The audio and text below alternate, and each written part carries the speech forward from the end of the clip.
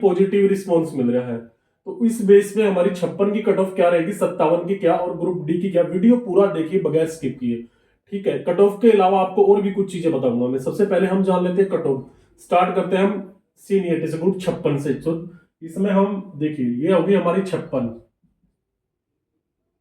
की cut off, और इसमें क्या थे 41% रिपीट थे। आपको पूरी बताऊंगा, आप बड़े रहिए। देखिए जनरल,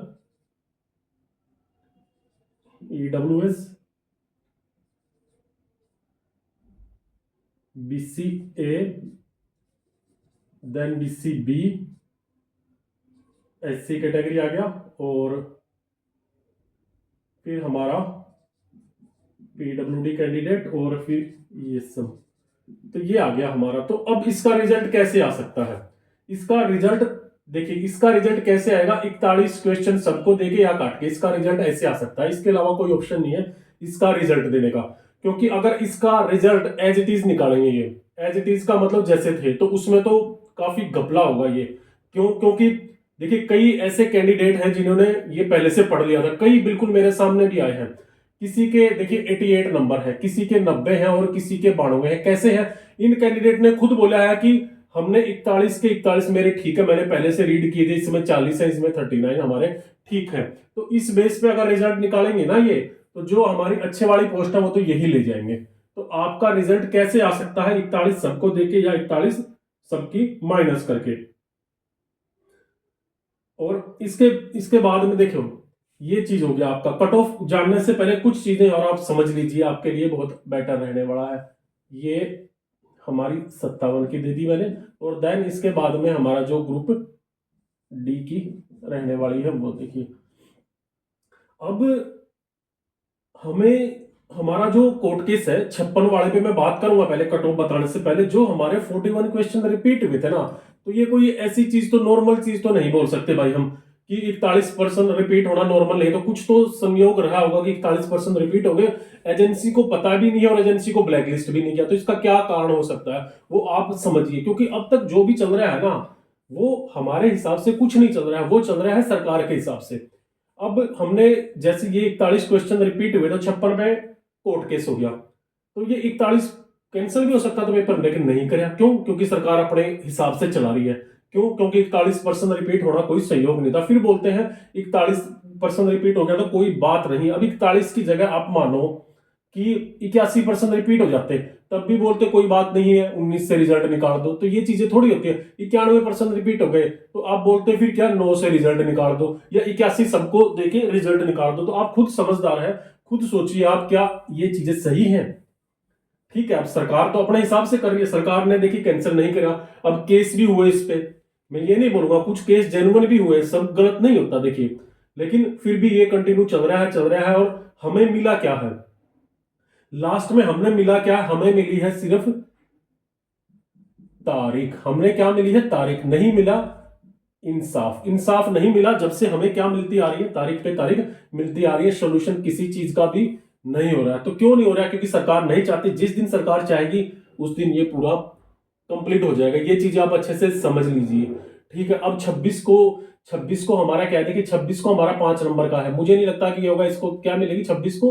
नेक्स्ट डेट। आज आप मेरी वीडियो देख रहे हैं आज की डेट में, तो आप देख लेना, शाम तक क्लियर होगा आपको कि 26 को क्या मिलने वाली नेक्स्ट डेट। मुझे नहीं लगता 5 नंबर वाला ये कंप्लीट होगा अभी। तो 26 को नेक्स्ट डेट मिलेगी। और ये फिर एचएसएससी रिजल्ट कितने में से निकालेगी? ग्रुप डी का रिजल्ट निकालेगी ये 95 से, और देन इनका निकालेगी 97.5 से, ना विदाउट सोशो इकोनॉमी। कुछ पोस्ट को रिजर्व कर देगी। जैसे सोचिए आप 56 में 4000 इसमें भर दी, 4000 पोस्ट इसमें भर दी, और 12-11 हजार ग्रुप डी में कर दी कंप्लीट, बाकी पोस्टें छोड़ दी। फिर बंदे इनमें से छोड़ छोड़ के चले जाएंगे, दूसरी पोस्ट में एंगेज कर देंगे। फिर ये वैकेंसी अगला सीएटी में ऐड करके ये दे देंगे। ठीक है, ये चीजें थी। पहले आप एक बार कट ऑफ देख लीजिए और फिर मैं आपको आगे बताता हूं। देखिए अब ये 41% सबको देके आने वाले हैं, क्योंकि 41 माइनस नहीं कर सकते। अगर 41 या तो एक विदाउट, मतलब ये जहां तक चांसेस है 41 प्लस करके आपका रिजल्ट निकालेगा। एज इट इज नहीं निकलेगा, नहीं तो ये भर्ती निकलेगी नहीं, दुनिया भर के केस होंगे इसमें। तो आपको कितने नंबर चाहिए? देखिए अगर 78, इसमें आपके 78 नंबर बन रहे हैं 56 में, 78 से 79, तो इसमें कोई ना कोई पोस्ट, ठीक है, मैं नहीं बोलूंगा कोई बड़े वाली, कोई ना कोई पोस्ट लास्ट वाली आपको बिल्कुल मिल जाएगी। ये 41 प्लस करके है, ठीक है, कोई ना कोई पोस्ट आपको मिल जाएगी इतने नंबर में, ठीक है। देखिए जो बड़ी बड़ी पोस्टें हैं वो तो हाई पे जाएंगी, लेकिन कोई ना कोई आपको मिल जाएगी। फिर आप एक नंबर ईडब्ल्यूएस आप एक नंबर कम करके चलिए, 77 से 78, इसमें भी आपको कोई ना कोई पोस्ट मिल जाएगी। फिर 75 से 76 BCA और 76 से 77 BCB, तो इनमें आपको कोई ना कोई पोस्ट मिल जाएगी बिल्कुल इजीली। फिर हमारा आ गया एससी कैटेगरी। एससी कैटेगरी में जिसके भी 73 और 74 है तो देन उसको भी कोई ना कोई पोस्ट मिल जाएगी। पीडब्ल्यूडी कैंडिडेट 70 और 71 जिसके भी आ रहे हैं तो उनको कोई ना कोई पोस्ट मिल जाएगी। देन आ जाता है ईएसएम। ईएसएम में जिसके भी 62 प्लस हैं तो उसको भी कोई ना कोई पोस्ट मिल जाएगी। ये 56 के हैं, 41 प्लस करके हैं, ठीक है। आप लोग सोचोगे कि 41 सबको देने के बाद भी इतना कम, देखिए मैं ये बोल इतना कम ही रहेगा, इससे ज्यादा नहीं। पेपर आप लोगों ने पहले भी दिए हैं, हमेशा से देते आ रहे हो, मैंने भी एग्जाम दिया है, लेकिन इससे ज्यादा नहीं। आप सोचोगे कि 90 पे नहीं जाएगा भाई, कोई ना कोई पोस्ट तो इसको मिलेगी इतने नंबर में, ऐसा नहीं हो सकता कि नहीं मिलेगी। फिर आ जाते हैं हम 57 पे। देखिए 57 में कई पोस्ट ऐसे हैं कि जिसमें आपका क्या होगा, फिजिकल मैनेजमेंट भी है, तो उसमें कितनी कट ऑफ थोड़ी सी कम रहने वाली है। जिसके भी मतलब देखिए जनरल कैटेगरी में जिसके भी 70 और 72 है, ठीक है, कोई ना कोई पोस्ट वो ले जाएगा। 70 से 72 में, इससे कम भी हो सकता है, लेकिन 70-72 तक कोई ना कोई पोस्ट ले जाएगा। देन ईडब्ल्यूएस में 69 से 71 बीसीए। बीसीए में आपके 67 से 68 और देन 68 से 69 बीसीबी। एससी कैटेगरी में आपके 66 से 67 नंबर, ये मैं क्या बता रहा हूं आपको, नंबर बता रहा हूं, जितने भी आ रहे हैं तो आपका इजीली हो जाएगा। पीडब्ल्यूडी थोड़ा कम रहने वाली है, 61 से 63 और एक्स सर्विसमैन 50 प्लस जितने भी कैंडिडेट हैं सबका नंबर आ जाएगा 57 में, ठीक है। मतलब मेरा कहने का मतलब कोई ना कोई पोस्ट आपको मिल जाएगी। अगर ये इस हिसाब से चलती है कार्रवाई, चलेगी भी इस हिसाब से, क्योंकि ये पूरा सरकार के हिसाब से चल रहा है, ना कि स्टूडेंट के हिसाब से। सरकार अपने हिसाब से चला रही है, इस हिसाब से अगर ये प्रोग्राम चलता है तो 97.5 से रिजल्ट आएगा, कुछ पोस्टें आपको दे दी जाएगी, उसके बाद में कुछ पेंडिंग रख ली जाएगी सोशो इकोनॉमिक के लिए। मेरे हिसाब से सोशो इकोनॉमी वाले को नेक्स्ट डेट मिलने वाली, क्यों मिलने वाली, क्योंकि एचएसएससी चाहती है कि नेक्स्ट डेट मिले और ये ऐसे ही चलता रहे। फिर ग्रुप डी में भी आपका जहां तक है 95 से रिजल्ट आ सकता है, ठीक है। 100 से तो बहुत कम चांसेस मुझे लग रहे हैं केस की, अब बाकी आपको शाम तक पता चल ही जाएगा। अकॉर्डिंग टू इसके हिसाब से आपके जनरल कैटेगरी में 67 से 68 है तो आपका ग्रुप डी में सिलेक्शन हो जाएगा, ठीक है। फिर आ गया ईडब्ल्यूएस। ईडब्ल्यूएस में 66 से 67 बीसीए। बीसीए में आपके 64 से 65 और देन बीसीबी 65 से 66। एससी कैटेगरी हमारा रहेगा 60, ठीक है, 60 देन 61। पीडब्ल्यूडी 57 देन 58 और एक्स सर्विसमैन जितने भी कैंडिडेट 45 प्लस हैं तो सबका हो जाएगा। इससे कम भी आ सकती है इनकी, लेकिन 45 देन सिलेक्टेड कैंडिडेट, ठीक है भाई। ये कट ऑफ है, आप एक बार अच्छे से देख लीजिए। दोबारा से मैं रिपीट कर देता हूँ, ये 56 की थी, 41 सबको देने के बाद में इसमें एक नंबर प्लस माइनस कर दिए, इससे ज्यादा नहीं जाएगी, इतना ही रहने वाले। एग्जाम पहले भी दिए है, गलती होती है, पेपर पूरा आने के बाद भी गलती होती है, ये चीजें हैं भाई। इस हिसाब से आप इसको देख लीजिए अच्छे से। ये ग्रुप डी की है, ये 57 की है और ये 56 ग्रुप की है। बाकी आपको कल तक क्लियर ही हो जाएगा कि क्या है। मेरे हिसाब से आपका रिजल्ट जो है, ये आपने स्क्रीनशॉट ले लो इसका, फिर मैचिंग कर लेना आप। अब थोड़ी सी चीजें और मैं बताता हूँ आपको।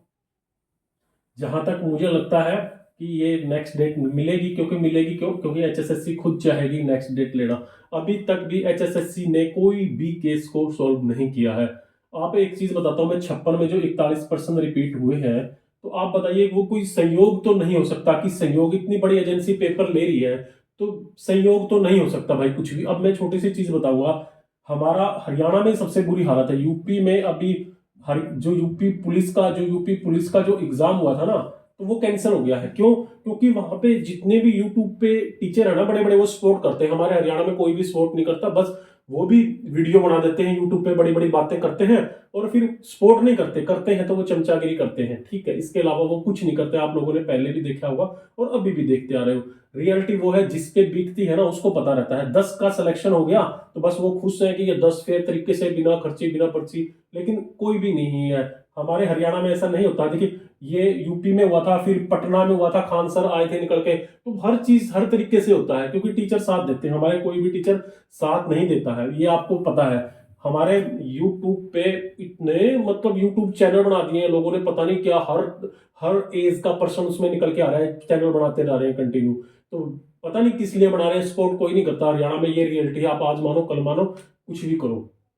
अब मैं, जैसे कुछ लोग बोलते हैं कि 56 कैंसिल होगा और 57 कैंसिल होगा, भाई मेरे हिसाब से ये 99% कैंसिल नहीं हो रहा है, जैसे दिखाई दे रहा है कि नहीं होगा कैंसिल। हाँ लेकिन 56 में था जो गलत था, 41% वाला गलत था। अब बोलते हैं 41 पर रिजल्ट निकाल दो। अब कल कल के टाइम पे मानो कल किसी में आपके 71% रिपीट हो जाएंगे, क्या बोलोगे कि 71 पे रिजल्ट निकाल दो?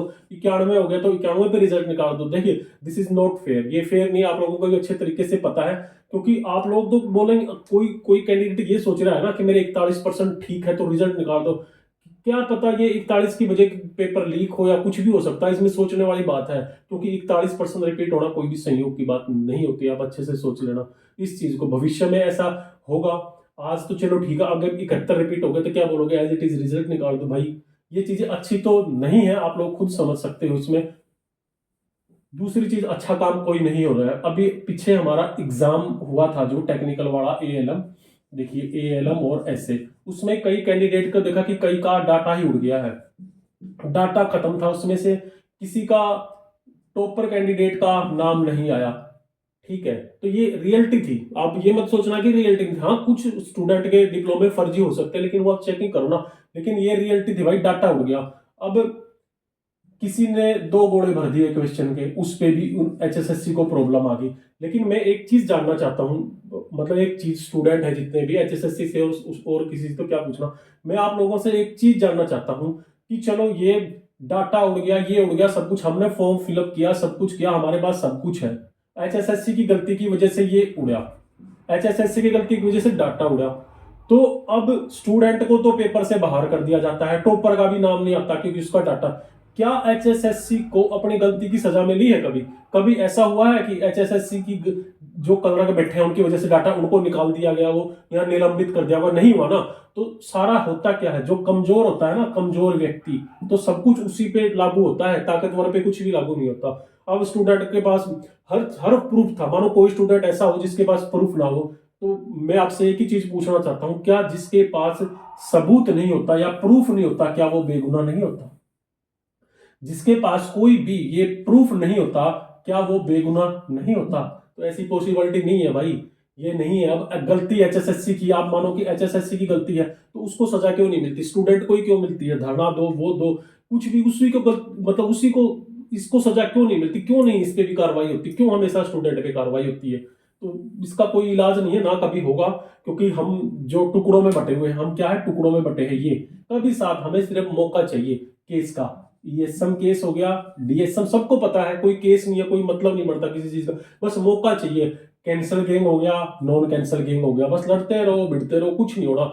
जबकि यूपी जैसे बड़े बड़े शहरों में लोग इकट्ठा होते हैं, इकट्ठा होकर सब कुछ लड़ाई लड़ते हैं अपनी। हम टुकड़ों में रहते हैं और ऐसे ही चलता रहेगा, किसी का कोई समाधान नहीं होगा। फिर एचएसएससी के ऑफिस के बाहर धरने देते रहो, एचएसएससी को कोई मतलब नहीं है। उस दिन मैं बताऊंगा आपको, 2000 स्टूडेंट बाहर बैठे थे भाई, जो बोलते थे हमारे ज्यादा नंबर है। अगर हमारे चेयरमैन साहब बाहर आके एक बार बोल देते, भाई ठीक है तुम्हारी वेरिफिकेशन करेंगे, अच्छे से जांच कर देंगे और फिर उसके बाद में हम देख लेंगे, क्या क्यों जल्दबाजी करी, इतनी क्यों जल्दबाजी कर रहे हैं? तो आप खुद समझदार हैं, सोचिए आप। मुझे ज्यादा कुछ बोलना नहीं है, तो आज की वीडियो में